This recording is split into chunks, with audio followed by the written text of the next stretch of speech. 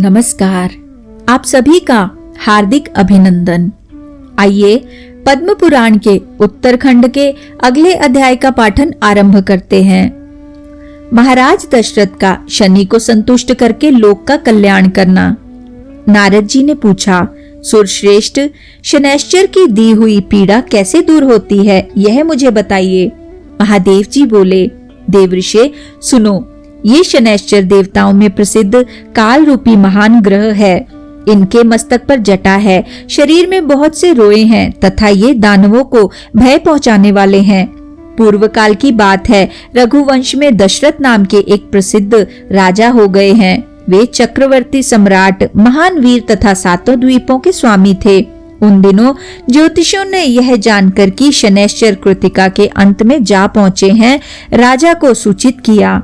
महाराज, इस समय शनि रोहिणी का भेदन करके आगे बढ़ेंगे। यह अत्यंत उग्र शाकट भेद नामक योग है, जो देवताओं तथा असुरों के लिए भी भयंकर है। इससे 12 वर्षों तक संसार में अत्यंत भयानक दुर्भिक्ष फैलेगा। यह सुनकर राजा ने मंत्रियों के साथ विचार किया और वशिष्ठ आदि ब्राह्मणों से पूछा, द्विजवरों, बताइए इस संकट को रोकने का यहाँ कौन सा उपाय है। वशिष्ठ जी बोले, राजन, यह रोहिणी प्रजापति ब्रह्मा जी का नक्षत्र है। इसका भेद हो जाने पर प्रजा कैसे रह सकती है। ब्रह्मा और इंद्र आदि के लिए भी यह योग असाध्य है। महादेव जी कहते हैं, नारद, इस बात पर विचार करके राजा दशरथ ने मन में महान साहस का संग्रह किया और दिव्यास्त्रों सहित दिव्य धनुष लेकर रथ पर आरूढ़ हो बड़े वेग से वे नक्षत्र मंडल में गए। रोहिणी पृष्ठ सूर्य से 1.25 लाख योजन ऊपर है। वहां पहुंचकर राजा ने धनुष को कान तक खींचा और उस पर संहारास्त्र का संधान किया। वह अस्त्र देवता और असुरों के लिए भयंकर था। उसे देखकर शनि कुछ भयभीत हो हंसते हुए बोले, राजेंद्र, तुम्हारा महान पुरुषार्थ शत्रु को भय पहुंचाने वाला है। मेरी दृष्टि में आकर देवता, असुर, मनुष्य, सिद्ध, विद्याधर और नाग सब भस्म हो जाते हैं, किंतु तुम बच गए। अतः महाराज, तुम्हारे तेज और पौरुष से मैं संतुष्ट हूँ। वर मांगो, तुम अपने मन से जो कुछ चाहोगे उसे अवश्य दूंगा। दशरथ ने कहा, शनिदेव, जब तक नदियां और समुद्र हैं, जब तक सूर्य और चंद्रमा सहित पृथ्वी कायम है, तब तक आप रोहिणी का भेदन करके आगे न बढ़ें। साथ ही कभी 12 वर्षों तक दुर्भिक्ष न करें। शनि बोले, एवमस्तु।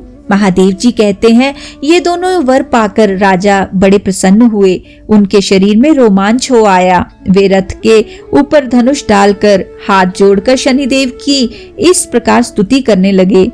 दशरथ बोले, जिनके शरीर का वर्ण कृष्ण, नील तथा भगवान शंकर के समान है, उन शनिदेव को नमस्कार है। जो जगत के लिए कालाग्नि एवं कृतांत रूप है, उन शनैश्चर को बारंबार नमस्कार है। जिनका शरीर कंकाल है तथा जिनकी दाढ़ी, मूछ और जटा बड़ी हुई है, उन शनिदेव को प्रणाम है। जिनके बड़े बड़े नेत्र, पीठ में सटा हुआ पेट और भयानक आकार है, उन शनैश्चर देव को नमस्कार है। जिनके शरीर का ढांचा फैला हुआ है, जिनके रोए बहुत मोटे हैं, जो लंबे चौड़े किंतु सूखे शरीर वाले हैं तथा जिनकी दाढ़ें काल रूप हैं, उन शनिदेव को बारंबार प्रणाम है। शनि, आपके नेत्र खोखले के समान गहरे हैं। आपकी ओर देखना कठिन है। आप घोर, रौद्र, भीषण और विकराल हैं। आपको नमस्कार है। बलिमुख, आप सब कुछ भक्षण करने वाले हैं। आपको नमस्कार है।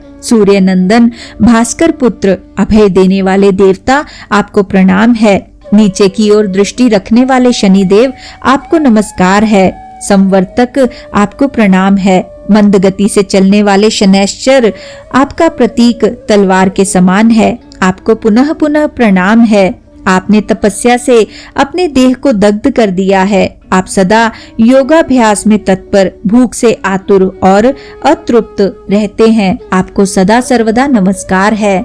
ज्ञान नेत्र, आपको प्रणाम है। कश्यप नंदन, सूर्य के पुत्र शनिदेव, आपको नमस्कार है। आप संतुष्ट होने पर राज्य दे देते हैं और रुष्ट होने पर उसे तत्क्षण हर लेते हैं।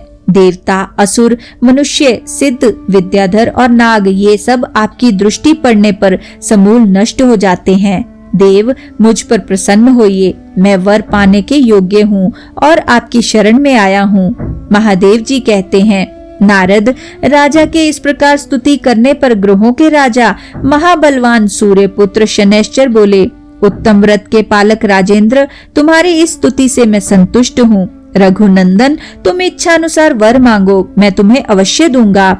दशरथ बोले, सूर्य नंदन, आज से आप देवता, असुर, मनुष्य, पशु, पक्षी तथा नाग किसी भी प्राणी को पीड़ा ना दें। शनि ने कहा, राजन, देवता, असुर, मनुष्य, सिद्ध, विद्याधर तथा राक्षस, इनमें से किसी के भी मृत्यु स्थान, जन्म स्थान अथवा चतुर्थ स्थान में मैं रहूं तो उसे मृत्यु का कष्ट दे सकता हूँ, किंतु जो श्रद्धा से युक्त, पवित्र और एकाग्र चित्त हो, मेरी लोहमयी सुंदर प्रतिमा का शमी पत्रों से पूजन करके तिल मिश्रित उड़द भात, लोहा, काली गौ या काला वृषभ ब्राह्मण को दान करता है तथा विशेषतः मेरे दिन को इस स्तोत्र से मेरी पूजा करता है, पूजन के पश्चात भी हाथ जोड़कर मेरे स्तोत्र का जप करता है, उसे मैं कभी भी पीड़ा नहीं दूंगा। गोचर में, जन्म लगन में, दशाओं तथा अंतरदशाओं में ग्रह पीड़ा का निवारण करके मैं सदा उसकी रक्षा करूंगा। इसी विधान से सारा संसार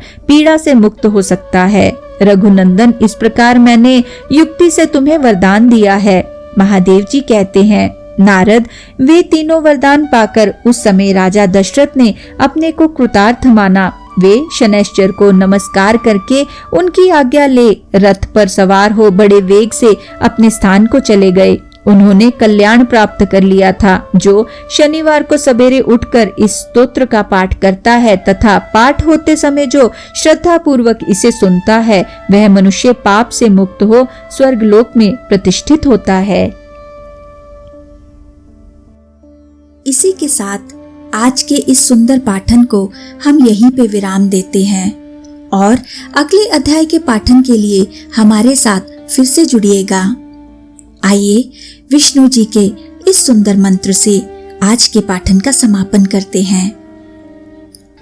ओम नमो भगवते वासुदेवाय। ओम नमो भगवते वासुदेवाय। ओम नमो भगवते वासुदेवाय। ओम नमो भगवते वासुदेवाय। ओम नमो भगवते वासुदेवाय। ओम नमो भगवते वासुदेवाय। ओम नमो भगवते वासुदेवाय। धन्यवाद।